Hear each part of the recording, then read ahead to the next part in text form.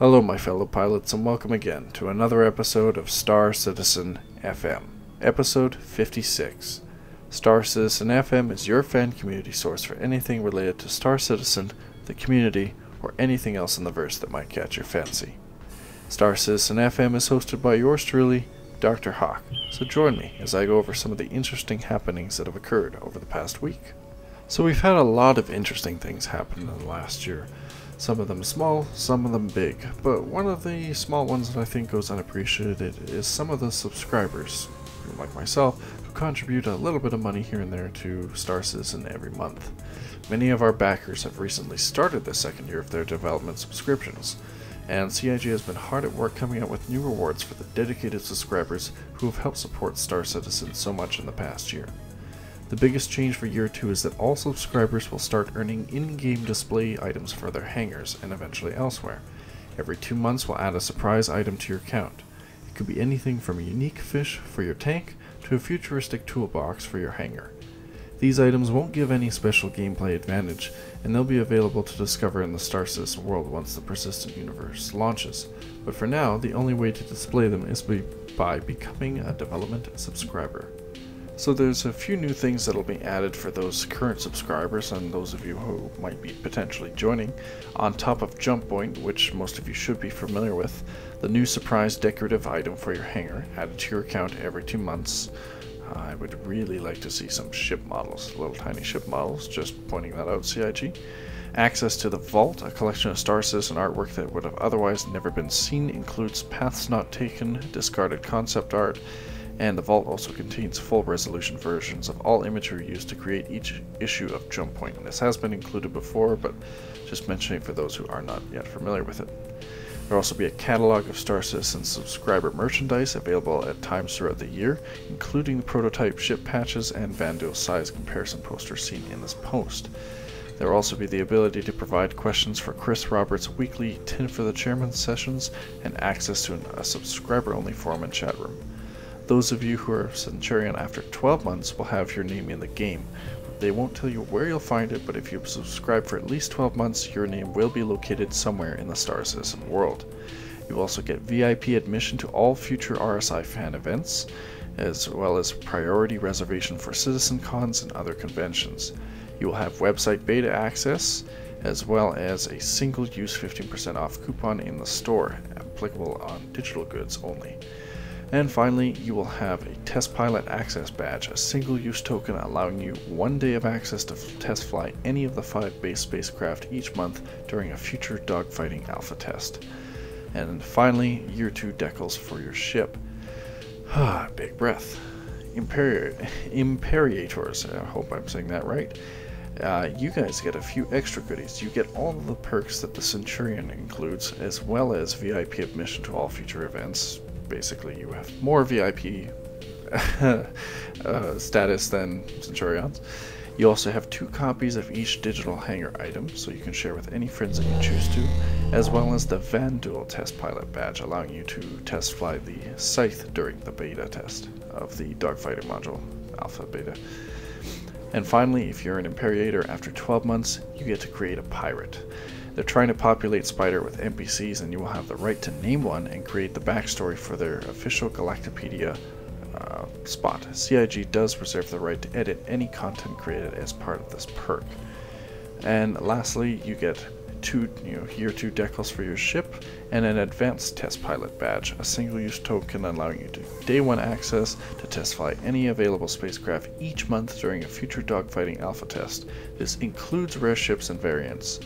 The dogfighting module will launch with a selection of single-seat fighters and add other ships with ongoing packages. Now excuse me as I take a quick breath about that.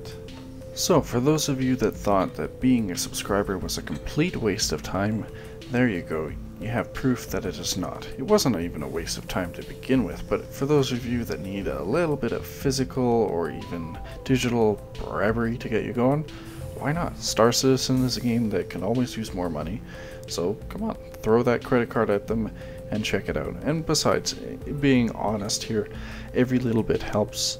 Giving them the money that they need to help develop the game is quite a big investment alone. You never know where that 20 bucks could go.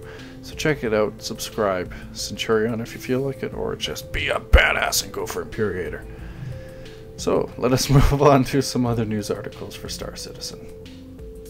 Alrighty, and it seems once again Star Citizens have gone above and beyond with their wallets. Star Citizen has officially reached $39 million for funding. We are almost at $40 million, ladies and gentlemen. Again, give yourselves an amazing pat on the back and go down a beer while you're at it, because I'm pretty sure you've earned it at this point. We have reached another crowdfunding record, even though the team is hands down working to finish the dogfighting module. The backers are continuing to spread the word and make Star Citizen a success. To everyone who has joined recently, welcome. To everyone who has helped us reach this point, thank you. At $39 million, we have unlocked the penultimate user-chosen star system, the UDS 29430122 system, otherwise known as that system with too many numbers. Breaking news, UEE astrophysicists based at the famed Cloud Observatory Station have utilized advanced telescopy and other remote sensing technologies to identify a truly unusual star system on the fringes of known space. The object, once thought to be a single massive star, is actually a trinary star consisting of two white dwarfs and an active pulsar orbiting one another. Because of the complex gravitic factors at work, it is now believed that a jump point leading to the system likely exists in or near explored human space.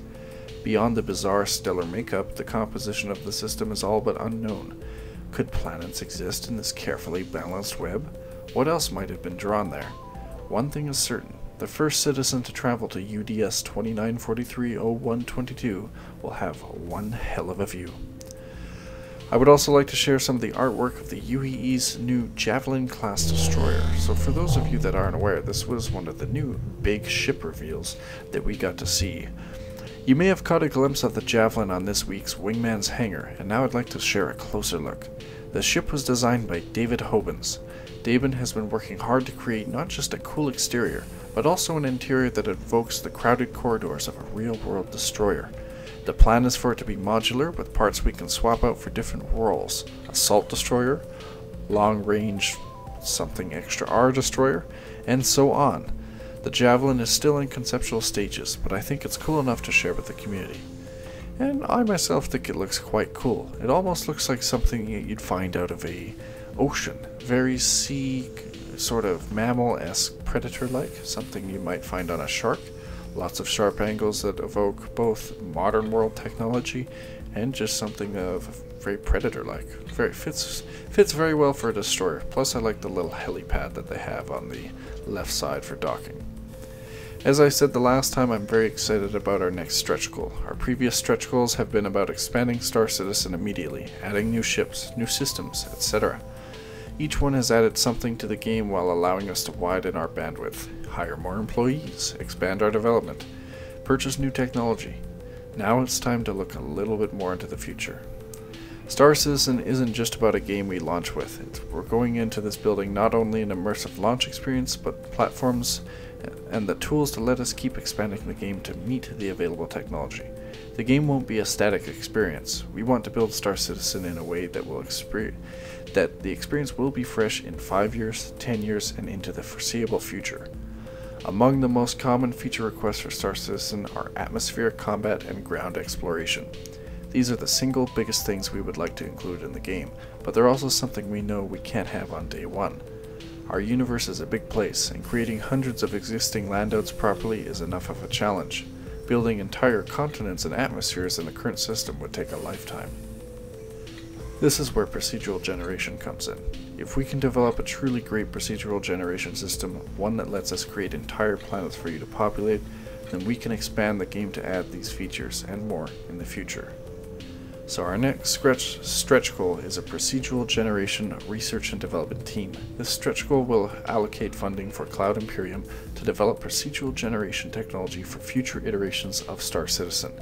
Advanced procedural generation will be necessary for creating entire planets worth of exploration and development content. A special strike team of procedural generation oriented developers will be assembled to make this technology a reality. Chris goes on to say, I hope you will agree with me to say that this is an exciting goal and that you will join me in this commitment to Star Citizen's future. Thank you for continuing to make Star Citizen possible and for continuing to help it grow. Remember the next time that when we reveal we will reveal the $42 million goal, which should be a fitting objective for such an auspicious number. Sorry, I trembled a little bit there because of the 42 million goal. It's a very fitting thing to have. So if you guys want to see procedural generation, whip out those credit cards and help them out. As long as it doesn't end up... Well, no, I'm not going to bash games. That'd be a bad thing to do on Star Citizen FM.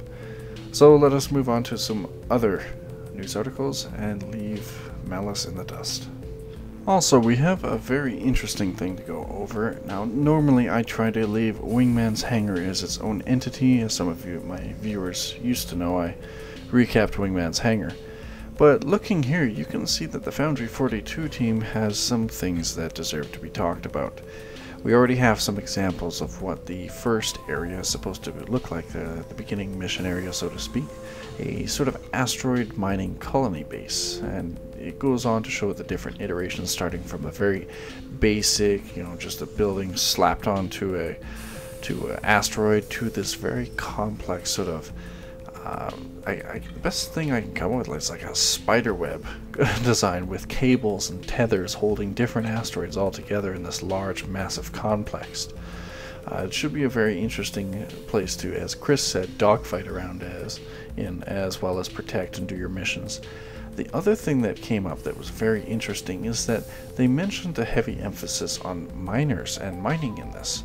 There's a lot of citizens out there, and we can, devolve into Care Bears and PvP, hard-ons all you want. But there's players out there that don't really want to dogfight. They want to mine, they want to do their own thing. And if you check out some of the mining craft that they have here, these large spider-like drones that actually look kind of terrifying when you look at them. It's been said in this video, and you can go and check it out on the com link if you don't want to hear my commentary on it, that you could potentially get in these things and own your own and mine with them and make your living with one of these crazy looking spider drones. So here you go, you have some gameplay examples, or well, I wouldn't say gameplay, but some pretty cool examples of what potential gameplay could look like in Star Citizen. And for those of you who have been worried about, Star Citizen being just PvP only, there you go. You have a good proof of concept of what at least they have in mind for the mining aspect, as well as some other tidbits, like turrets and other things that they have in mind. So, be a good idea to keep an eye on Foundry 42, and I will try to keep you guys updated on it. And if you'd like to see the whole video, be sure to check out Wingman's Hangar episode 57. Please do, because it's pretty damn awesome. Let us move on to some other things. And our final little bit of news that we're going to go over, it's two articles, but I'm going to sort of roll it over into one. The Next Great Starship, episode 4 is out, so if you'd like to go view that and look at some of the team building, as well as the other article I'll be talking about, you can check that out. For those of you who have made the Next Great Starship, by the way, from Star Citizen FM, I extend my warmest congratulations to you guys. I look forward to reporting on you guys and seeing what you guys come up with in the next upcoming months. As for the other article, for those of you who have already seen or maybe have not, the Mustang has been revealed. This is a light attack craft that will be usable in Star Citizen and purchasable. From the looks of it, it's almost giving me the idea of some sort of I keep thinking Batmobile, like the Bat Flyer from Batman, whichever movie that was. But as described by Chris Roberts and David, the gentleman who created it, it's a nice alternative for those of you who maybe got the Aurora or something else. I don't know when we will have it in game, or be able to check it out in your hangar module, but definitely want to check this craft out. Really nice, sleek, sharp looking lines, a very aggressive profile. Although from its size, when I eventually get to check this thing out in the dogfighting module and start with the Star Citizen ship overviews, that'll be a different playlist for you guys in developing Star Citizen FM. This thing kinda does look like a glass cannon. I don't actually see it taking a direct hit and walking away. I actually think the The 300i would survive better than this thing, and the 300i is generally considered the fancy pants ship. So what the Mustang will be capable of in the game we won't know until we find out later, but for now this is a pretty cool concept ship, and I'm looking forward to seeing it implemented in game. And so there we go, ladies and gentlemen, another quick wrap up regarding any of the events that have happened in Star Citizen. I have a few interviews lined up that I'm trying to get done, and we'll see if anything comes to fruition with some of those. But in the meantime, if you've enjoyed Star Citizen FM, you can always subscribe by clicking subscribe on the upper left hand corner, or the fuzzy little hawk on the lower left hand corner. If you've enjoyed my videos, I now accept PayPal donations, so for those of you who have donated already, thank you very much, and if you'd like to donate to Star Citizen FM and continue to see it running, you can do so at lucas.g.drhawk@gmail.com. And if you don't feel like donating, you can always leave me some feedback, comments, or even constructive feedback in the comments section below or in the forums. I look forward to seeing you guys next time for the next episode of Star Citizen FM. You guys all take care and fly safe. This is Dr. Hawk, signing off.